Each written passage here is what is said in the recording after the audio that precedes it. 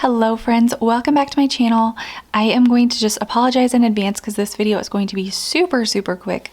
But in case you missed my most recent video, I shared where I have been the last few months. I recently had a baby, and so I have taken some time off from making YouTube videos. However, there has been a question that I've seen in the comments over and over my maternity leave, and that is, where did Streamline go? Or my Streamline disappeared, or they took Streamline away. And I wanted to show you where you can find it because it is here. They just moved it. And so thankfully, if you guys have seen my other hand lettering videos using the iPad, you know that I love Streamline. Streamline is the feature that makes you be able to hide your shaky strokes. It helps you to create smooth strokes. And there's a huge difference between hand lettering using Streamline and not using Streamline.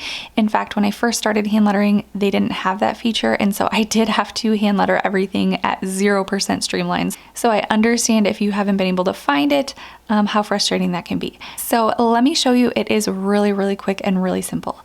So we are just going to go into our brush here and click into the properties. I believe that Streamline used to be this first one at the top. They have just simply moved it down under this stabilization. So if you look under stabilization, it now has Streamline, stabilization, and motion filtering. The amount is the one that you are going to adjust to change your strokes from being shaky to kind of having that little magnetic pull that makes them a little bit smoother. And so, like I said, I know this is short, it's really simple, but I've seen this question come up so many times, and it's kind of hard to explain this all when I'm just typing a reply to a comment, so I wanted to make a video to show those of you who have not been able to find it yet. I hope this is helpful for you. I have a bunch of other Procreate videos if you are looking for help hand lettering using the Procreate app. I will link them here. So thank you so much for watching, and I will see you in my next video.